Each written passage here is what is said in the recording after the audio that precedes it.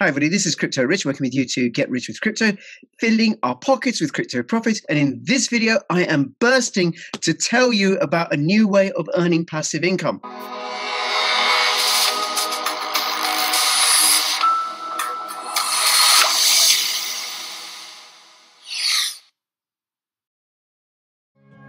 Travelling to a game here at Anfield, or maybe following the Reds away from home. There's a good chance you'll be connecting to public Wi-Fi somewhere along the way. But did you know that the free Wi-Fi is the hacker's favourite pitch? So instead of chasing the ball, they're ready to steal your sensitive information. Now, before I introduce my guest, who is one of the team at Burstcoin, please subscribe, comment, like. If you're watching this on YouTube, come over to BitTube or Bitchute or Odyssey or Library. Those are censorship-resistant platforms. And follow me on Twitter, CryptoRichYT, and join my official Telegram announcements channel. Hey, John, thank you so much for making yourself available. You are one of the team at Burstcoin.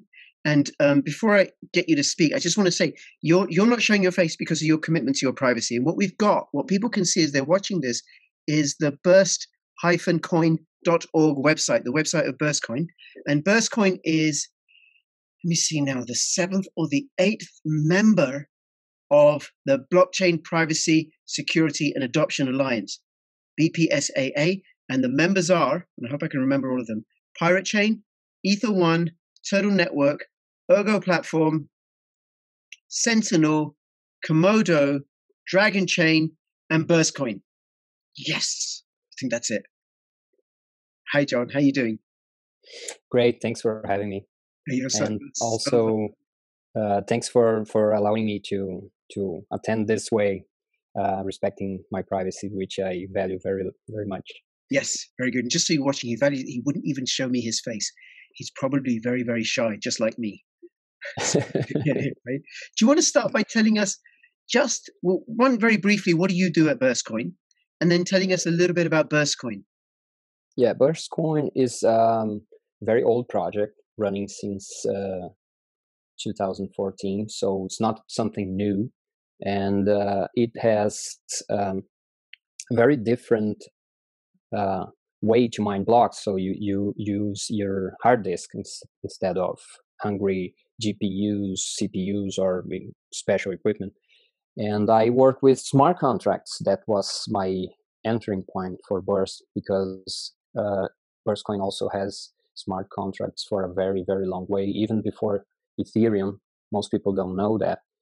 And more recently, I'm maintaining our main node, our core wallet. So I, besides keeping the smart contract infrastructure, also now the core wallet, and also the decentralized exchange we have, which is called BTDEX, which I think will be our subject today. Yes, yes. And just to say, Burstcoin, just to repeat, it is an old established project, 2014, an OG of the crypto space. And that you have smart contracts is just amazing, because that predates Ethereum. Everybody thinks Ethereum was the first programmable money, but it was actually Burstcoin. And I did an interview with one of the devs, Ollie, and I'll link to that in the playlist below, because we talked about how Burstcoin has grown and its fortunes have waxed and waned and everything. And it does seem to be on the up. I've got a very tragic story about Burstcoin. I bought, I don't know, several thousand Burst coins in 2017, and then I lost my 12-seed phrase, gone forever. So now I have no Burst. Oh, that's bad. That's bad, right? Now, but it's a good learning experience, right? Yes, to keep very safe your passphrase, your seed. Absolutely, absolutely. It's a lesson I've needed to learn several times over with different cryptocurrencies. And also, don't keep them on exchanges. Don't keep them on exchanges. That's bad too. Mm-hmm. I had LTC and CryptC and BTCE, and they just disappeared. Okay, now we had also 2 recent events with exchanges having bursts that just disappeared, Livecoin and Etherbase. So they got hacked, and a lot of people have a lot of missing funds. Let's see how they come up with that. Yes, they're very important. Don't keep your cryptos on an exchange. Best to use them on a hardware wallet. Can Burst coins, can they be stored in any hardware wallet? We have support for Ledger, but they have not merged or accepted our code. But if you want, you can keep on Ledger, but you need to follow the procedure we have documented. But it's not on the official Ledger project, but there is support for Ledger. Right. Okay. All right. Very good. Okay. Now the BTDEX, this is an atomic swap decentralized exchange. Do you want to open that? Because I think you've got that tab open. Do you want to share that? Yeah, not actually an atomic swap. It's a different method.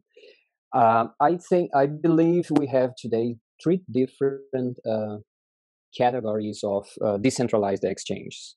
One being those that can only exchange tokens on the same blockchain, like Uniswap or any other Ethereum only exchanges. That's one kind of decentralized exchange. Yep. There are the atomic swap exchanges, and what we have on BTDEX is not atomic swap exchanges; it's a person-to-person exchange. Right. So it's a different method. Why use this? Because atomic swaps are very nice. I like them a lot, but they are not possible with any chain. You need to be able to lock the funds in one chain and be able to release those funds using a key that's shared among the parties making the exchange. And not all chains support that, or they might be incompatible.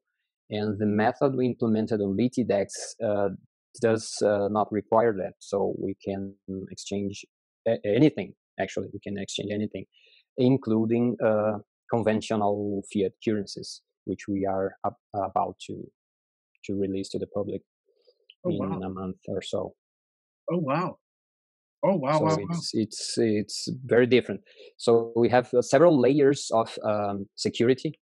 First one is a smart contract that hold the funds, and people can dispute a trade in case you don't get your pirate coin. Let's say you exchanging Burst for pirate or R. I'm not sure how do you call it. It's pirate or R or pirate chain. The ticker symbol is R. ARRR. Really pronounced properly, it should be said R, like a pirate. Perfect.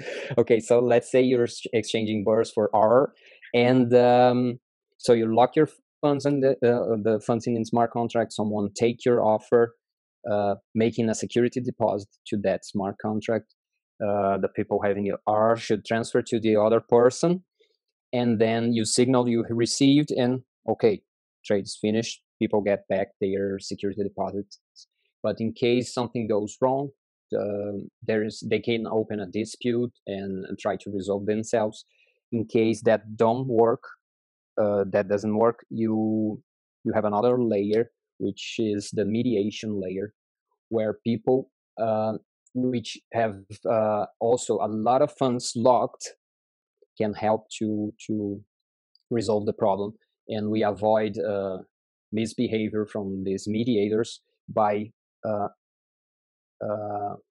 possibility to confiscating their funds which are locked by vote among these mediators. Every mediator must hold at least 1 million trade tokens as collateral in case they misbehave. So we have these several layers trying to make it completely decentralized, but still human contact and person to person. That's the basic idea. In this way, we can actually exchange anything.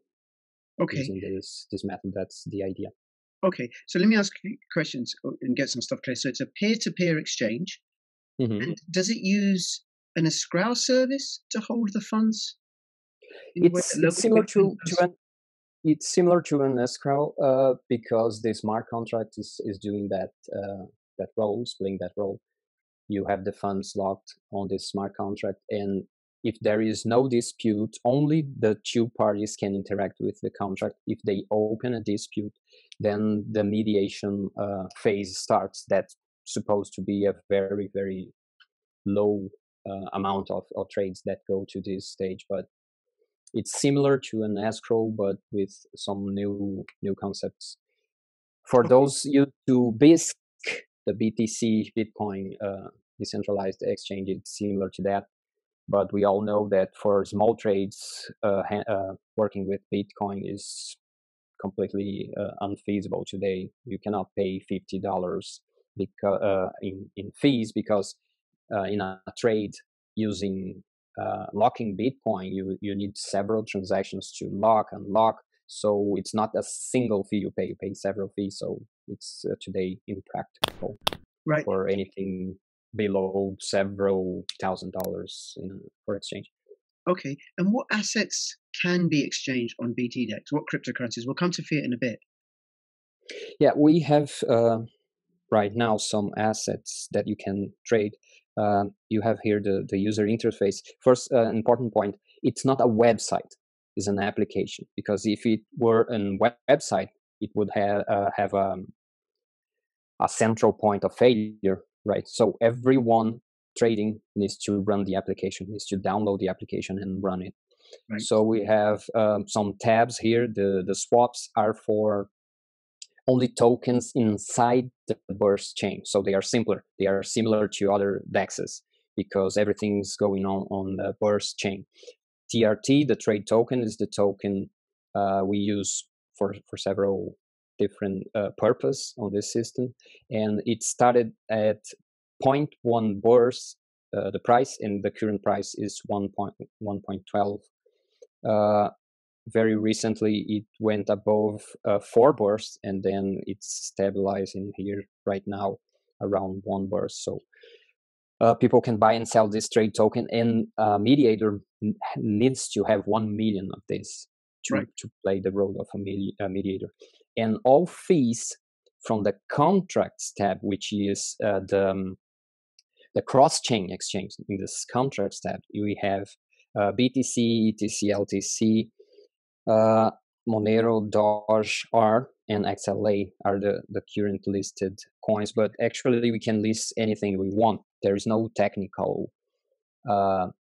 challenge to list anything.